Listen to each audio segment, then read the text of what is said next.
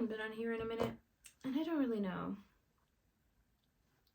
why that is. Something about speaking to a camera freaks me out, and it just doesn't seem as genuine, but as like when I record a podcast and I don't have to show my face. But I think I have talked about that so many times that it's getting a little boring and sounding a little repetitive, and so I'm just gonna do it anyway.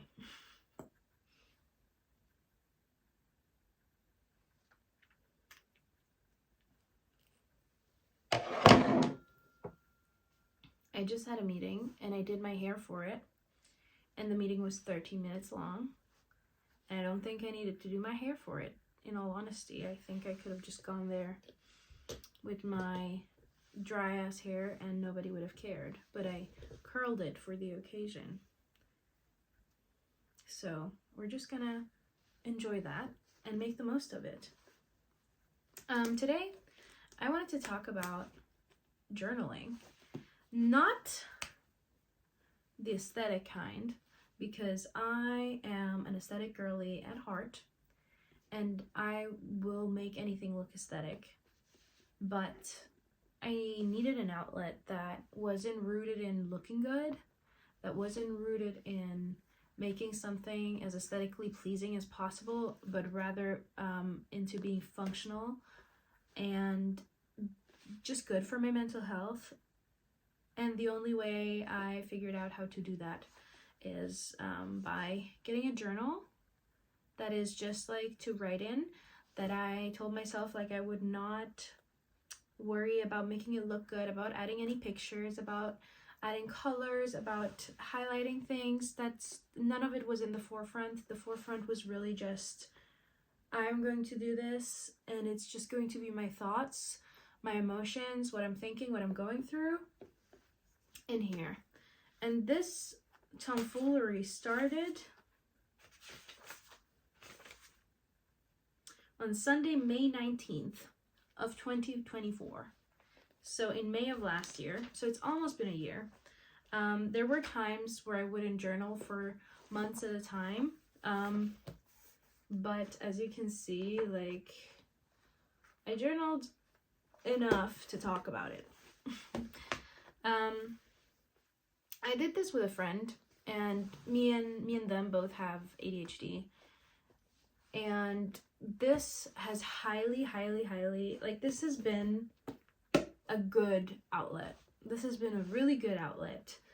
I am somebody that goes to social media to rant about things that happen to me, and I still do, don't get me wrong, like, I will still yap. It's just part of my personality. I love to do that. I love to just share stupid shit that happened to me. I think it's funny sometimes, but sometimes, you know, there's topics and things that maybe I shouldn't post, right? God only knows. And so all that stuff goes in here. And so this is quite the dark journal. If you look at it, if you take a little look at it and you look at it a little too close and you analyze it a little too much, you might be concerned and you might want to lock me up. But, you know, hey, it's just a journal, right? It's it's not a reflection of my brain or anything.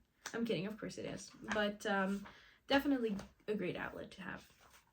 What I did is I wrote the date. That is like the one thing I made sure of doing every time, and the time I was writing at, because sometimes the time you're writing at really influences and makes sense of like the content and how you're sharing it. Because if I was being particularly emotional, you can always check, and it's the middle of the night. It's the middle of the night, baby, or shortly before going to sleep. It was never during the day. I'm always doing fine during the day. It's only at night that like the shitty thoughts come, if that makes sense. So I'm not going to read to you from it. However, I am going to talk about how it has benefited me as a person with ADHD, as a person that easily falls into depression and depressive patterns quite a lot over and over and over again. And yeah. So first of all, the thing this has helped me with the most is remembering things, because I tend to have things happen to me and then I just never remember that they did happen. I just forget. It just flies right out of my brain, and I am never going to think of it again. So as a way of keeping memories, not just bad ones, of course, like also good ones, like going on trips with my friends, and little moments where I was like happy, like somebody spoke to me and complimented my outfit or complimented my looks or something while I was in public, and then I just like, hey, why did it slap me? And I just write it down in here, and I get to remember that there's nice people in the world. Hey, that's a great pick-me-up sometimes. Also, when somebody does something that is not so nice, and I tend to be the type of person that forgives and forgives and forgives and forgets, and specifically forgets that they did something that hurt me, I can just go back here and be like, oh, they're actually a really shitty person. Maybe do not give them a fourth fucking chance. Maybe prioritize yourself for once. Just one time. Just one time. Just do it once. Just do it for me. Just once. Just once. It's really not that hard. So yeah. A thing that has kept it funny for me and entertaining, even to like read through it for the 10th time, has been to make give it titles.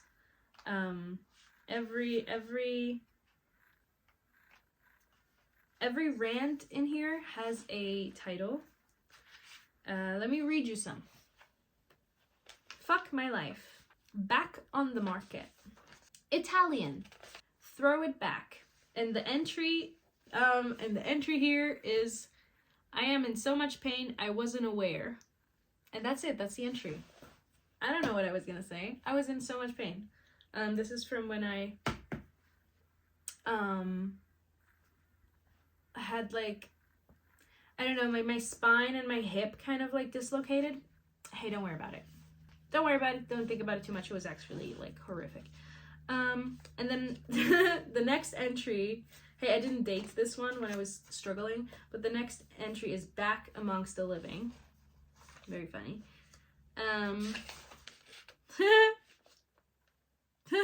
This one I can't read. Privacy babes. This one is titled, okay, here's the plan. And it continues, or, you know, the entry starts with, I'm going to fly you out to Amsterdam, because it's about the Amsterdam trip I took last year. Then we have, I'm still here, bitches. Clear reference to Pretty Little Liars, obviously. Then we have sobbing in my cup of coffee. And if you can finish the sentence, you know exactly what this journal entry is about. Then we have one called Free Bleeding. What was it about? Let me see. Because I don't menstruate, so. I just want to let my thoughts flow freely. Ah, okay. Here we have, am I just bored? Turns out I was. ADHD got the best of me. And then this one is titled Conversations with a Real One. And the journal entry starts, I just had a talk with myself. Okay, some of those are the titles of of some of the journal entries on here. I think I am not allowing anyone to read anything that is in here except for like 5 people that I constantly like read entries I wrote to, because sometimes I find it hard to like voice my thoughts just out loud, just when speaking with somebody, right? So if I journal first and then I read it to my friends and they like understand what I'm going through, because I more eloquently put it into words in here than I ever could if we were having a face-to-face conversation, because I drift off a lot because I have ADHD. Yeah, it just works better. It has made for some very good conversations, some very long conversations where I could really talk about how I was feeling without distracting myself, without like derailing from the conversational path, and that has highly benefited me. I can't stress that enough. That is really highly recommend journaling. And on that note, I want to talk about the fact that I have been single for 1 year. 1 year. 1 year. Yes. Willingly. And I still am, you know, happy to be single. God knows I do not think I am in any way ready for what a relationship would bring into my life. And it took me a minute to like accept that, because being a lover girl, if you want to call it that, being somebody that is super affectionate and loves giving affection to people, it's hard not to be in a relationship. And especially as somebody that has jumped from relationship to relationship back to back from age 14, and I am turning 25, so for 10 years of my life I was just jumping from one relationship to the other, and they were quite long relationships at times, the longest being 3 years. And I had to come to terms with prioritizing myself.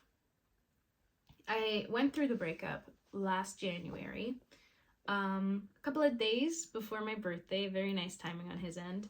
But it's fine. But it's fine. We forget, right? Except that I wrote about it in here, so I do not forgive. I do not forget. I'm kidding. It's fine.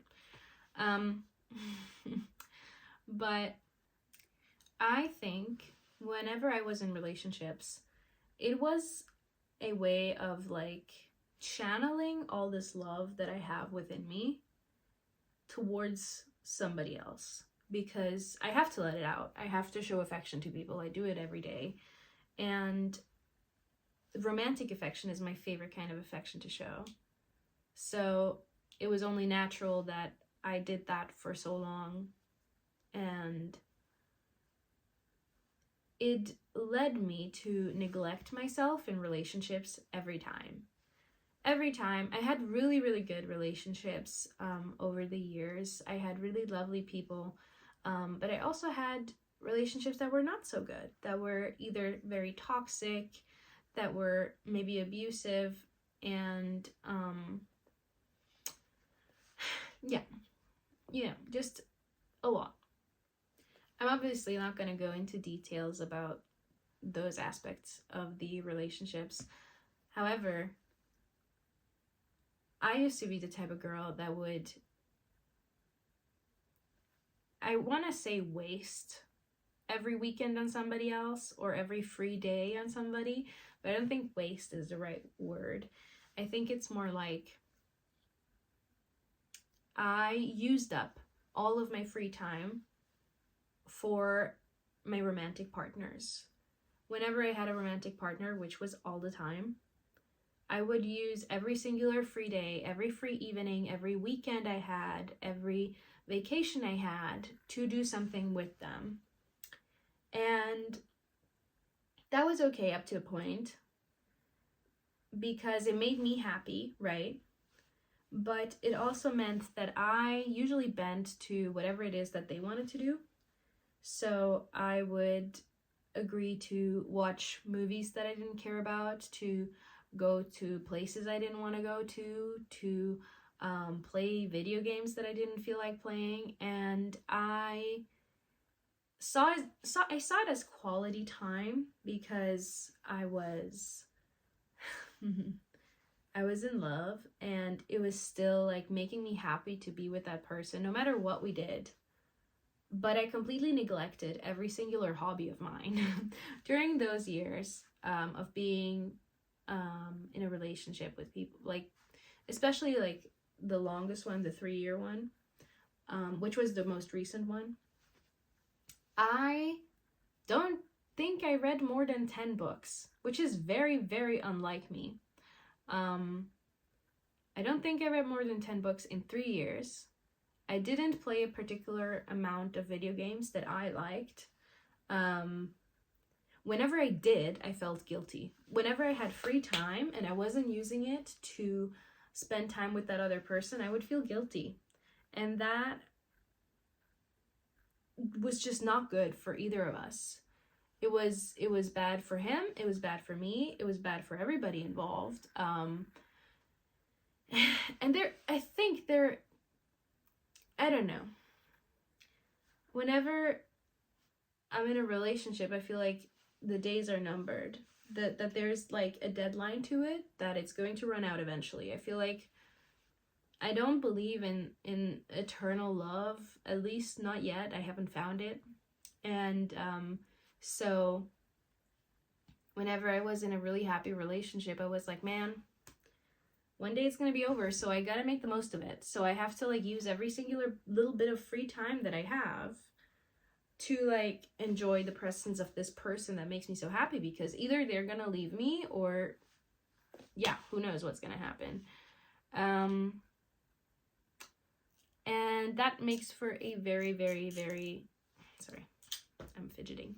That makes for a very bad environment to be in a relationship. It's just bad, and I didn't realize it being in that relationship for 3 years. I didn't like stop to think, hey, how happy would I be right now if I just got to go on vacation where I wanted to go, or go on a trip with my friends without having to worry about checking my phone all the time, right? Because of course I had to be in contact and reachable and all of that every second of my life, because I worried that something could happen to this person, which is also tied to a trauma response of mine, which I'm not going to get into, but essentially I have this fear whenever I have a romantic partner that something could happen to them. So I stick to my phone like it's glued to me, just in case they text, just in case they drop, hey, I'm at the hospital, or something happened, or they were in a car crash or something. I have them to be able to reach me at any given time. That puts so much stress and pressure on me. And sometimes I just like lost it. Sometimes it was all too much. And I have to learn to just like be able to exist without constantly needing reassurance from another person. And that's going to be hard. That's going to be a hard journey to do, and to go through. But I do have faith in myself. I do have faith in the prospect of therapy getting me there. And I think self-reflecting so much and journaling so much really made me gain some perspective on the matter. That's not to say that I am where I would like to be yet. And I'm scared to try again. And I'm scared to just launch into it again. There were chances to, but I don't think I would be capable to not immediately slip back into that pattern, if that makes sense. And so that's something that I really, really, really want to unlearn, I guess. And now I am going to make myself a hot chocolate, I think. Do you wanna come with? Should we go make a hot chocolate together? Ow. We have a glass table outside and this didn't close the door. It's blinding me, bro. Stop. Anyway, I'm gonna make some hot chocolate because I fucking feel like it. Ow, that was my stomach. Sounds so weird. Okay.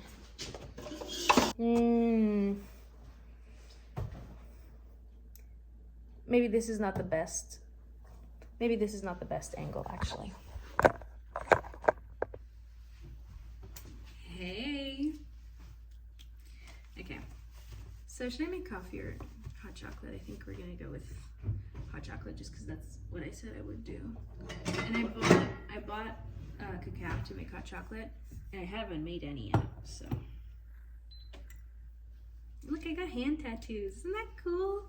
I have like, these are both emperor moths, and I'm a huge fan of them. Oh, what's wrong? Baby girl. Hello? Okay. I think after all that emotional talk, a hot beverage is really necessary. I learned this from my ex. Shout out to my ex-boyfriend. Whenever he would make me coffee, he would always measure out the amount of milk he needed in a cup first, and then he poured it into the pot. Hey, did I make a mess right now? No, I wouldn't. Don't worry about it. Anyway. Yes. That's a great trick to know, right? Just like measure out the amount of, it's so smart because then you don't, because sometimes I just pour the milk into the, I'm sorry, I left the mess from when I was making lunch. Because sometimes I just keep getting distracted while filming videos, could you tell? Sometimes I would just pour milk into the pot and then there wouldn't be enough milk for the amount of cup I had, right? So I just didn't have enough milk for the amount of cup I had. Here are the things I need for my hot chocolate: milk, maple syrup, Mickey Mouse spoon, and then, where is it?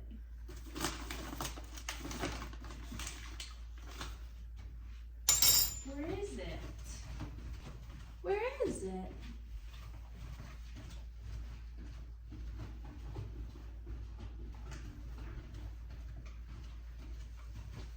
Okay, so I found the cacao. I also found this plant-based chai latte thingies that I bought.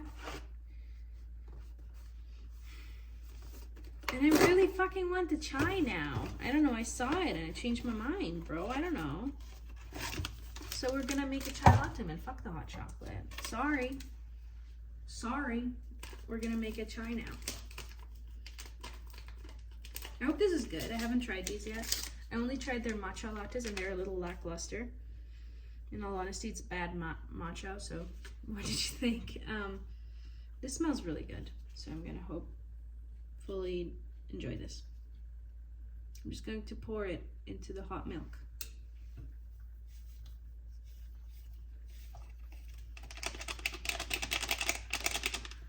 It says to whisk well.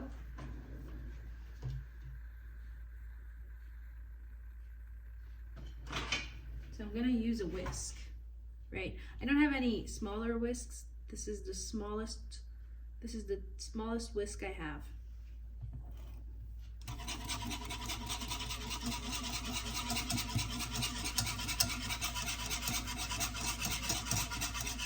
I really hope this is good, because if it's not, then I wasted milk on making a shitty drink when I could have made a perfectly fine hot chocolate.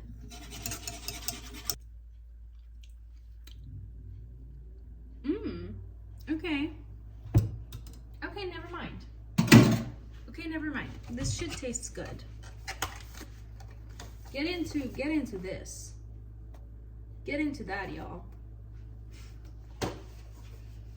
Love you, Mikro. Hey. Love the plant-based chai latte from Lilo. This is my favorite maple syrup from Canada.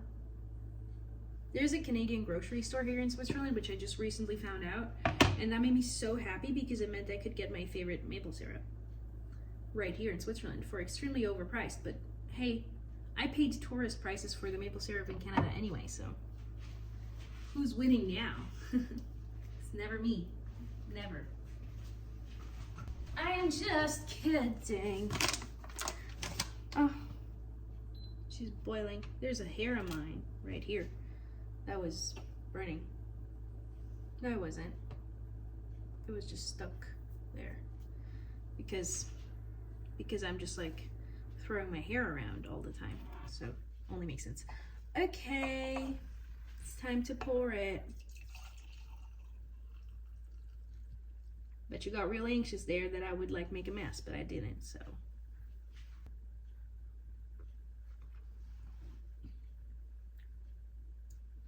This is so good. This was, I don't know how much I paid for this. It's 10 baggies.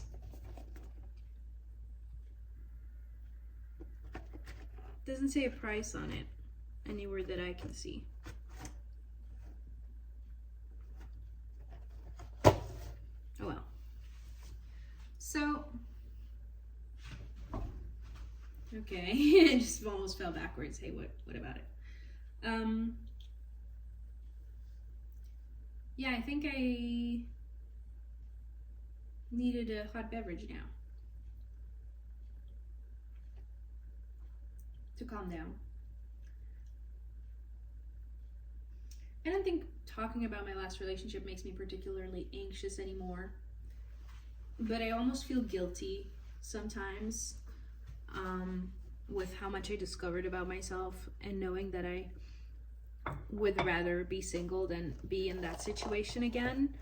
Not because the relationship was bad, because I was very in love, you know, but because I neglected myself so much. I had no time for me. There was no me time ever. And that seems horrific to me now, because me time is like my favorite time of the day. When I get to read a book of mine, or I get to cook for myself, or I get to take a shower every day and like shave my legs every day. And there's things I do now that I didn't do like that frequently back then, that were like self-care related, that made me so stressed not to do. Currently I don't have my nails painted because I have to work at a cafe and we're not allowed to have nail polish on, so I'm leaving it off for the minute. But I paint my nails almost like every 3-4 days, like I touch them up again. And that's something I never did. And now I can do that. And now I can enjoy that and not feel guilty about how I'm spending my time. And I don't have anyone to reply to. You know, there's friends and it's so different. It's so different when you have friends and you reply to them and take your time with them. Nobody's mad at you. Nobody's mad at you for how long it took you to reply. Whereas when you're in a relationship, you almost feel obligated to reply as quickly as possible. At least I did. I don't know if anyone is relating to this, or if it's just some shitty situation I went through and put myself through, where I was so stressed to constantly be on my phone to make sure I don't miss anything. But at the same time, I have notifications off and I have my phone muted all the time. And I've had that for years, which means that in order to see the notifications, I have to be on whichever app that person texts me on. So I would constantly be on Instagram just to see if I would get a notification. Why didn't I just turn notifications on and like unmute my phone so that it would ring when I would get a text? No, instead, I just waited on the app all day. Bro, you should have seen my screen time.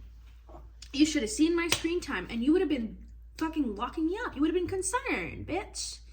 Every second that I was not at work or at school, I was on my phone just to make sure that this motherfucker could reach me and that nothing bad would happen. What am I, bro? I swear, my friend, shout out. I'm not gonna name you because this could get you in trouble. But my friend was like, you are acting like a single mother. You are acting like a single mother. You're acting like this is your child. That is a grown-ass man, or should be at least. That even if he gets into a shitty situation, he can get out of it himself. Instead of you having to do everything. You know? That reminds me of the one time when I was dating this girl that lived 40 minutes away from me. And she went to school one day while I was at work. And I remember her texting me that she got into a bike accident. Like she just like fell and like bruised her like spine and everything and couldn't walk. And I was at work. And I was this close to running out of my workplace to go like check on her. which is natural, which is something you do when you're like caring for somebody, you know what I mean? But like, it wasn't that tragic of an accident. There was a lot of exaggerating, and she just fell off her bike, and it was fine. But I felt so guilty that I couldn't go. I felt so guilty that I couldn't go, and damn, I haven't thought about that in a really long time.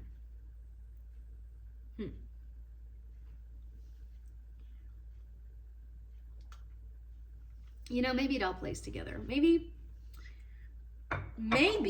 something hormonally inside of me is making me act like a mother towards every single person I meet romantically, right? Because with my friends, I pushed them towards being their best self, and I pushed them towards doing their own shit. But with romantic partners, I'm like, no, don't lift a finger, baby. Mama will do it for you.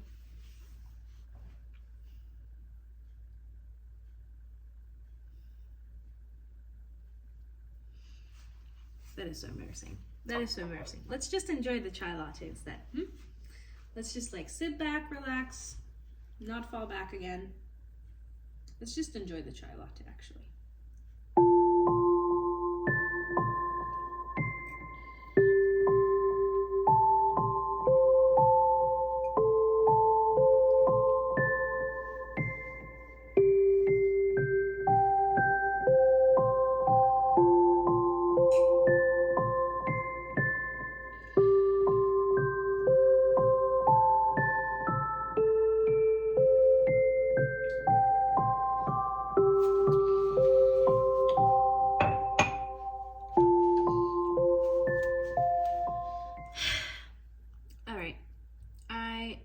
Enjoyed my delicious chai latte. It very much calmed my system down.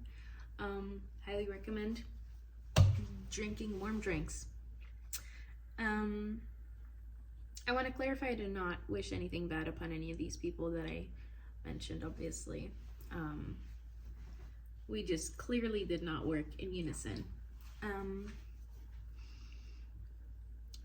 But yeah, I am wishing the best for everyone, for you too, if you're going through anything of the sort, and maybe you needed someone to open your eyes, I don't know. Or if you went through something like that and you find relief in figuring out that you're not alone in, you know, going through it, then I hope this helped as well. And I hope you have a lovely day. I'm going to go play some, what's it called? Infinity Nikki on the PS5 now. I'm so excited. I don't have anything to do. I don't have anything to hand in. I don't have any work to do. So I'm going to do that. So, yes. Thank you for watching. Bye-bye.